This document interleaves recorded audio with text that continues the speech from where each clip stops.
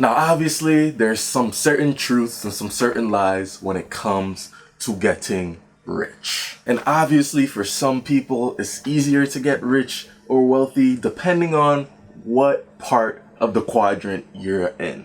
Brandon, there's a quadrant to getting rich? Yes, there is. So in this video, we'll be talking about the cash flow quadrant, and we'll be talking about, some of the reasons why maybe you might not be getting rich as quick as you want to be. What's up? I'm Brandon Young. On this channel, I teach you how to make, save, and invest money. So if you're new here, consider subscribing. So I don't know if a lot of you have heard of this man named Robert Kiyosaki, but he is the creator of Rich Dad, Poor Dad, and I pretty much got involved in reading that book. But also, when it came to reading that book, he spoke about this quadrant called the cash flow quadrant. And typically what it is, it's a differentiation. I don't even know if that's even a word, but he typically explained that there are 4 quadrants to typically making money. And depending on which side of the quadrant you are, it might be a little bit more difficult for you to make money on the level that it is to make it on the other side. Now, obviously, there's way more reasons why you're not getting rich, but obviously this is, I say, the starting point. So let's first start off with explaining what exactly the cash flow quadrant is and the different parts of it. Now, typically there are 4 parts to the quadrant. So we have E, S, I, B. And on the left side is typically, jobs that you are working or when you work for yourself. So the E would be employee, the S would be self-employed, and on the right side we have investor, and on the bottom right we have business owner.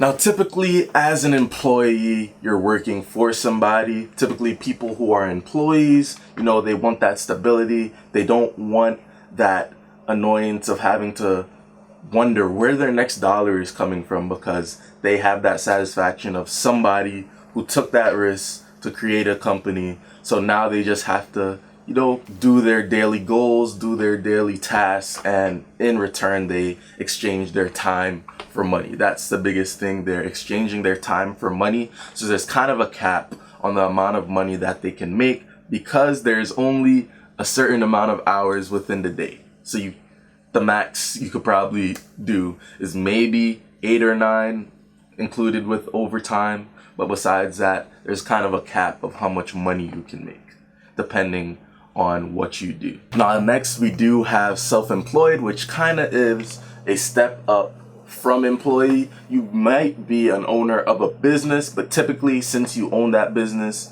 you are working under that business, although you do own it. So you are kind of, still an employee of your own business, and you're still going to be expected to get a salary from that. And you're typically going to be like maybe a freelancer or somebody who's the owner of a business, but you're working at that business 9 to 5. So you're still an employee of your own business. As I said before, kind of the thing that's bad about this is you do kind of transfer your money for dollars. So there's kind of a cap on how much you can make exactly on a day. There's no ceiling. I mean, you might be a business owner, but still, since you're a employee of your own business, you got to pay yourself a salary. So it's kind of still of a cap on how much you can make. Now, the right side, we have investor. And typically what this person does is they take their money, they invest it in stocks, bonds, real estate. There's so many things you can invest your money into, but typically this person, they don't use, time and transfer for money. They actually have their money work for them. So typically that's a great thing. Typically on the investor side, since there's no cap on how much money you can add and invest, there's typically no cap on how much money you can make, because there's no time restriction.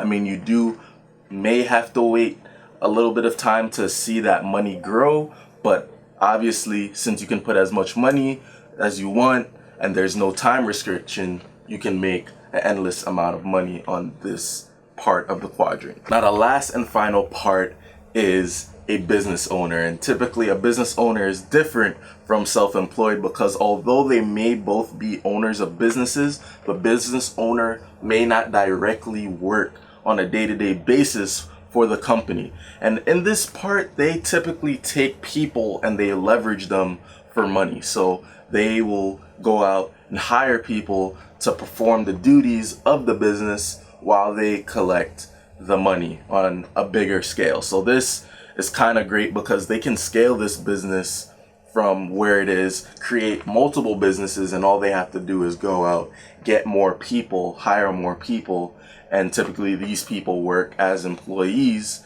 So there's really no cap on how much money they can make because they can have a 24-hour business and typically they aren't, going out there and spending their time in, exchange for money. It's typically what the business makes is what they're gonna make.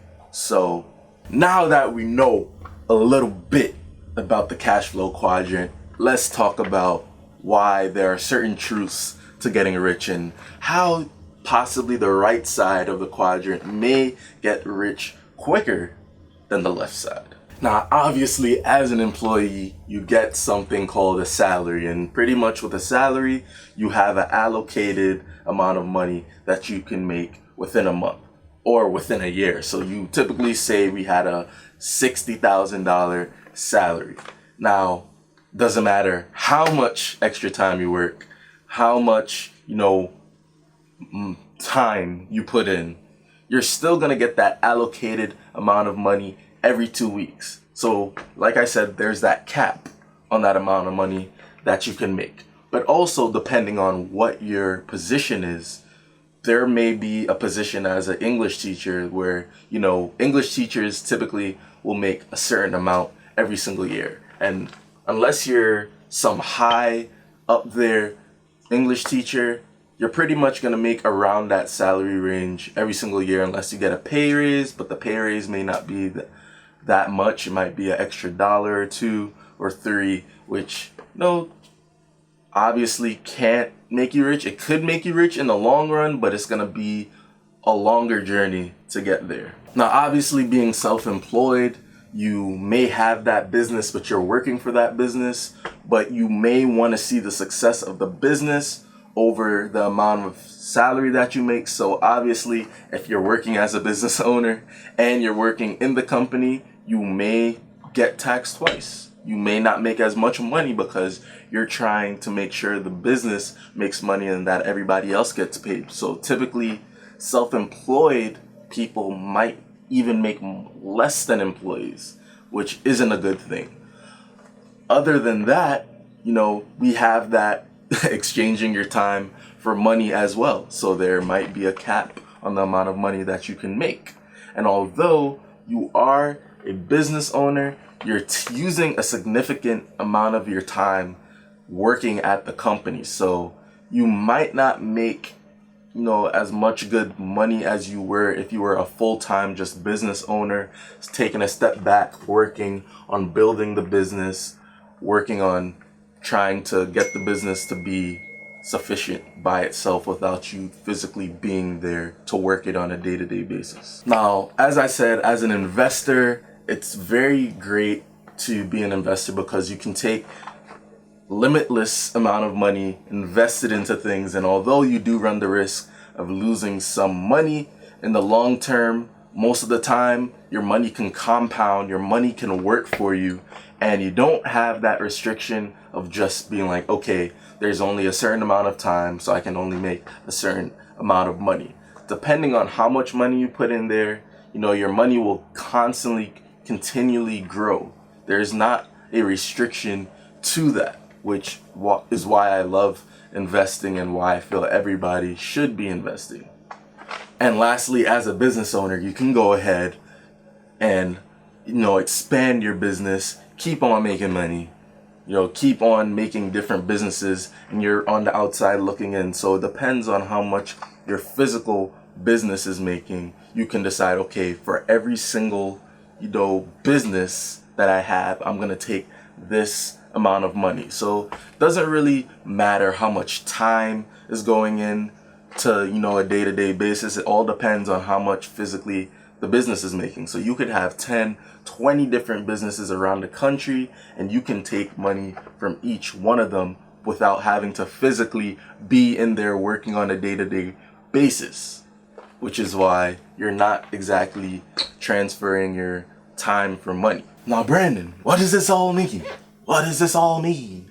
Well, obviously, guys, the biggest difference between the left side, employee and self-employed, and right side, investor and business owner, is obviously the time aspect. So you're not having to work day to day on an hourly basis to make your money like you are on the left side that you're doing on the right side. So typically, one of the biggest secrets to getting rich is to work smarter, not harder. Typically, the left side, when they want to make more money, what do they gotta go out and do?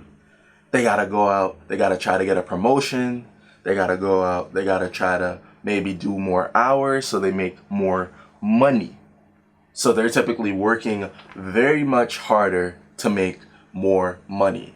On the right side, they are working smarter. So typically they can work harder and make more money, but they're working smarter. Typically, when you want more money on the right side, what do?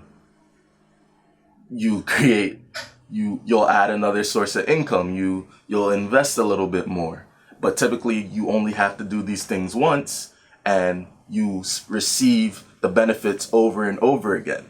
So typically on the right side, you can create something called passive income, which is where, okay, you're a business owner and maybe you want to make a little bit more money for your business. So what do you go out and do? You go out and create another restaurant. Now, typically, the process of creating that second restaurant is something that might be strenuous and hard, but once that restaurant is open, you're not physically in there working it on a day-to-day basis. You might go out there, hire a manager, you go out there and hire some employees, you can hire a cook.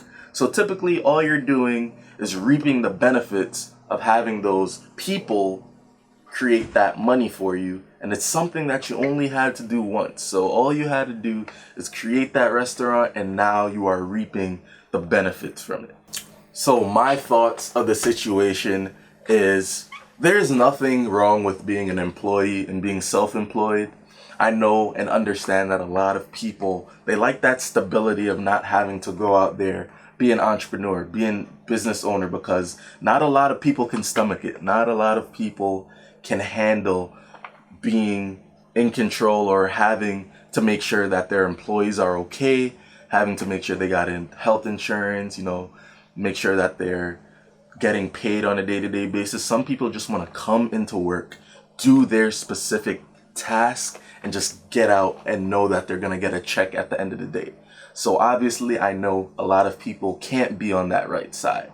But obviously, being on that right side makes things a little bit easier long-term because you don't have to worry about physically going into the business or going into the job and working that allocated amount of time to get that check. So that is the biggest difference and one of the biggest reasons or biggest ways to getting rich. You don't want to be working or exchanging your time for money for the rest of your life. You want to be doing passive income type activities where you go ahead, you might be strenuously doing an activity for a long time to create that passive income. But once you do create it and you only got to do it once, or you've done it, you put the groundwork in to create that, then you can just you can continually keep reaping the benefits of having that passive income coming in and not having to worry about, exchanging your time for money. So this is one of the biggest reasons or ways that you can become rich. Now, obviously, I'm not telling you to quit your day job right now. Don't go out there and just go like, I understand what Brandon's saying. I gotta go out, be on that right side. Let me go ahead, quit my job, do everything. No, this can be a gradual process. A lot of people do run, small businesses on the side as well as working a regular job. I know I do. I wouldn't go ahead and tell somebody to just throw everything out willy-nilly without having a certain plan or something in place before doing that. So go ahead, you can get started investing. There's so many apps out there. I have a lot of videos pertaining to investing on a smaller scale, nothing too crazy, but you can get started investing. It's not that hard. And you can also be a business owner. There are so many different types of businesses that you can run that don't require that much for you to do on a day-to-day basis, but you can go ahead and create that, passive income that I talked about earlier. In the comment section below, let me know what part of the quadrant do you want to be in, or what quadrant are you in, and which quadrant do you see yourself going from? Are you going from the left to the right? Are you going to stay neutral? Are you a little bit of both? Let me know in the comments section below. Leave a like, subscribe to the channel if this helped out, and I will see you in the next video. Peace.